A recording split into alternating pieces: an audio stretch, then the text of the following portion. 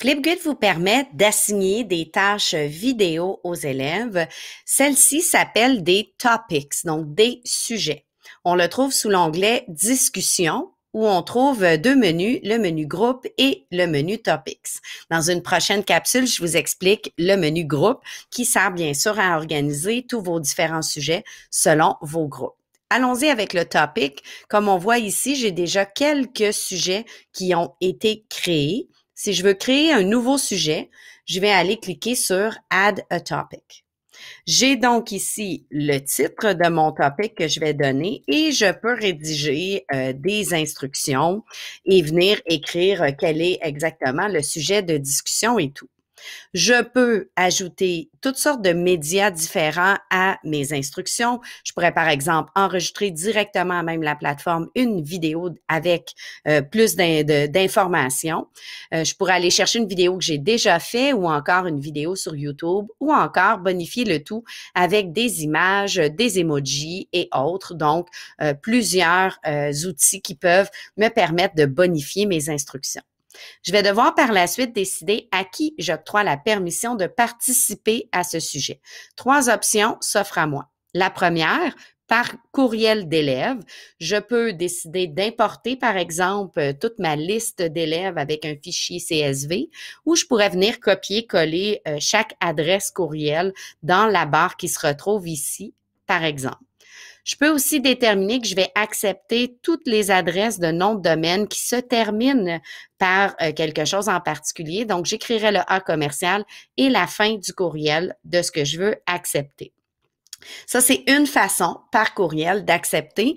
Ça veut dire que les gens qui, par exemple, ne sont pas dans la liste ou les gens qui n'ont pas une adresse qui se termine par exemple, cslaval.qc.ca, ne pourront pas répondre à la question. Une autre façon est d'utiliser les noms d'usagers, donc pas besoin de courriel cette fois-ci. Je peux importer une liste avec prénom, nom de famille et un nom d'usager que je donne et donc pas besoin de courriel cette fois-ci. C'est une autre option. La dernière option est l'option publique qui peut être pratique si je veux vraiment recueillir des vidéos de gens même de l'externe. Ils devront par contre se connecter avec un compte Microsoft ou un compte Google, mais ça peut être une adresse Gmail, Outlook ou autre, mais ils devront se connecter pour s'identifier. Par défaut, les vidéos qui sont demandées de façon publique sont en mode modération. Je vous explique tout de suite ce qu'est le mode modération parce que c'est dans les questions qu'on doit se poser pour la prochaine option. Dans la section Essential, on me demande si je veux activer la modération des vidéos. Ce que ça veut dire, c'est que ma vidéo, je vais devoir la regarder et décider de l'activer et donc de décider de la rendre disponible aux autres membres du groupe ou qui ont participé au topic. Si je ne mets pas cette option, mais par défaut, la vidéo est tout de suite disponible à l'ensemble de la communauté qui a répondu à la vidéo. J'ai ensuite le choix du temps d'enregistrement. Ça passe de 15 secondes jusqu'à 10 minutes. Donc, selon la tâche, je dois décider combien de temps je vais donner aux personnes pour répondre.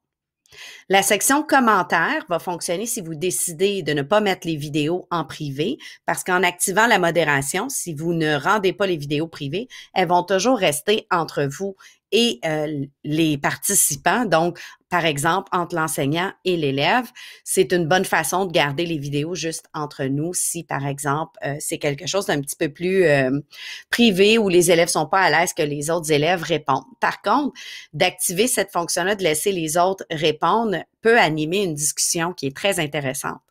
Vous pouvez donc laisser les autres élèves pouvoir répondre sous forme de vidéo aux vidéos qu'ils vont visionner, de répondre seulement sous forme de vidéo, de répondre seulement en mode commentaire texte ou de ne pas permettre cette interaction. Donc, ils vont seulement pouvoir visionner les vidéos des autres, mais ne pourront pas ni commenter par vidéo ou par texte. Donc, à vous de voir. La dernière section s'appelle Closed Captions, qui est pour des sous-titres. Présentement, la seule version en français est French de France. Donc, à vous de voir si le rendu est intéressant. Sinon, vous pouvez venir mettre à off les sous-titres automatiques.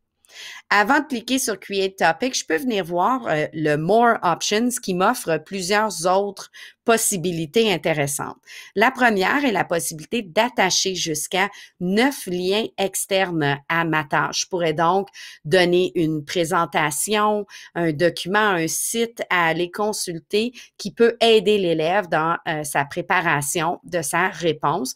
Donc, je les ajoute ici en ajoutant un lien. Ça doit être quelque chose qui se retrouve sur le web, mais ça peut être dans votre Google Drive, par exemple. Et je vais lui donner un titre et je peux attacher, cliquer sur Add Another Attachment jusqu'à 9 fois. Je peux revenir par la suite aussi, venir mettre mon statut actif ou gelé, donc je n'accepterai plus de réponse pendant un certain temps. Je pourrais aussi cacher le sujet, donc travailler dessus, mais le cacher et revenir plus tard pour le rendre actif. Et je peux en tout temps venir modifier ces 3 options-là. Je pourrais aussi mettre une date limite, donc jusqu'à quelle date est-ce que j'accepte des réponses. Attention de bien venir changer la zone dans laquelle on est pour que les heures soient les bonnes. Ensuite, je peux venir jouer dans mes notifications, quelque chose qui est assez important. Est-ce que pour ce sujet, je veux recevoir une fois par jour un rapport, une fois par semaine, chaque fois que quelqu'un met un nouveau vidéo, un nouveau commentaire, ou est-ce que je préfère ne recevoir aucun courriel? Je peux aussi activer ces notifications pour les élèves ou pas. C'est simplement un petit bouton. Finalement, j'ai plusieurs options pour les vidéos aussi. Je passerai pas au travers de chacune, mais vous pourriez décider de n'accepter que, par exemple, les vidéos seulement et les élèves n'auraient pas à se faire une image de cover. Donc, à la fin de la vidéo, on les invite à se faire une petite image. Vous pourriez accepter ou non des liens, accepter qu'ils utilisent les petits post-it pour se faire des notes ou pas, à vous de voir. La dernière section est super intéressante, c'est la section rétroaction. Vous pouvez choisir par défaut, c'est la section Basic Feedback qui est choisie où on a un espace pour donner une rétroaction sur l'idée et la performance du vidéo. Mais on peut venir choisir le Custom Feedback et venir ainsi se faire une petite grille où on vient choisir les critères de rétroaction ou les critères d'évaluation qu'on veut inscrire avec, par exemple, la note minimale, la note maximale, mais aussi une description. Et on peut ainsi venir donner une rétroaction plus personnalisée selon ce qu'on recherche. Lorsque je suis prête, je clique sur Create Topic et une boîte s'ouvre pour me permettre de copier le lien que je peux distribuer, par exemple par courriel. J'ai simplement à cliquer sur Copy. On m'offre aussi d'autres possibilités, comme par exemple un code QR que je pourrais distribuer ou même imprimer pour un accès rapide.